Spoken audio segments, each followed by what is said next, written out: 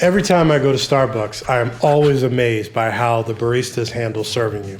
They tend to be very energetic and nice, and it often had me wondering, are they eating their own cooking? Were they hyped on the coffee, so to speak? When you go to Chick-fil-A, the people are so nice and friendly. It amazes me at the level of care people can provide when it's one of their values as an organization. How do you get people to pay $5 for coffee that costs 15 cents? When all costs are factored in, how would you like to have a margin of profit of 80%?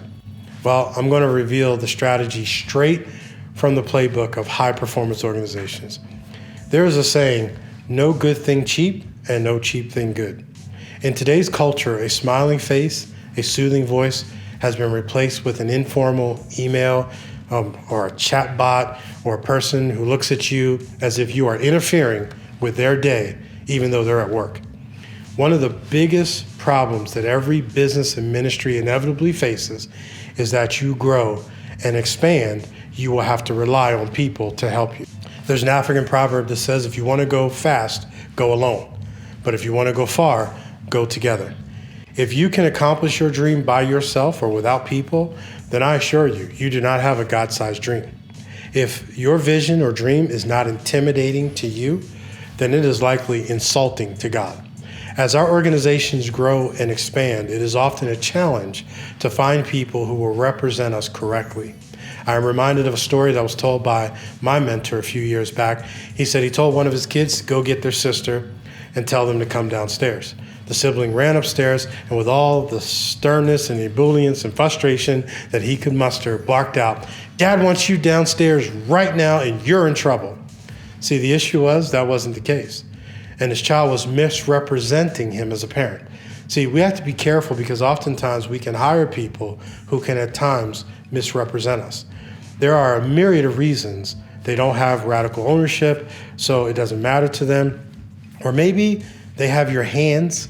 They're skilled and talented, but they don't have your heart.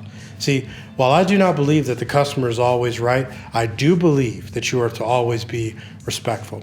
Proverbs 15:1 says, "A gentle answer turns away wrath, but a harsh word stirs up anger." Customer service is a lost art form. I am almost always disappointed with the low-level service company provides. It's mind-blowing. I remember going into a certain restaurant and being impressed with the level of service, and now when I go back, it feels like a money grab. See, we tend to underestimate the impact the people who work with us and for us have on an organization. I went to a restaurant a few years back, and the maitre d' was an older lady, and she was extremely rude. And I'm not one to leave bad reviews publicly because I just don't want to tarnish an organization's reputation over one incident. There are always times where anyone can miss it. So I asked for the owner and I explained what happened. I was met with a shoulder shrug, and that was the end of it. Still reeling from the experience, I went online and I began to prepare my review. I had deemed that since the owner didn't seem to care, that I would do my public duty to warn people. Much to my surprise, there were already several reviews complaining about this exact woman.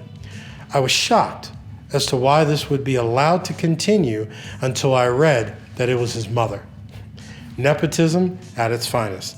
As author Jeff Hyman is quoted saying, 90% of business problems are recruiting problems in disguise. See, your members, your customers, your clients, your donors, your supporters, whatever you call them in your organization, will never be happier than your employees. The famous and yet infamous billionaire hotelier Leona Helmsley was quoted saying, "At my hotel, you receive sincere attention, not synthetic smiles. I don't hire people who have to be told to be nice. I hire nice people." Interestingly enough, she herself was dubbed the Queen of Mean. See, even if you are not the most personable, you must be mindful of bringing people onto your organization that are. Bruce Nordstrom likes to say it this way: we can hire nice people and teach them to sell, but you can't hire salespeople and teach them to be nice. I remember reading an article about Chick-fil-A, and they said, we don't train people to be nice. We make it central to the interview process to find and recruit nice people. You can't train people. to be nice. Some people have a face for radio. They need to be in the back end of the organization, behind the scenes, or not at all. Many of the problems we experience are really people problems and not business problems. You may have a great business, but you have people who act like they are sucking on lemons all day long in the front office. All right, so listen, don't forget, if you've not already signed up, be certain to sign up for future Monday Morning Masterminds. If this has been a blessing to you, please share this so others may level up their leadership as well. Either forward them the email or share it to your Facebook page. Thanks for being a part of the Leadership Uncensored family, where we help ministry, business leaders, and visionaries just like you with the tools, the clarity, and the confidence to level up their leadership and to make a difference for the kingdom of God.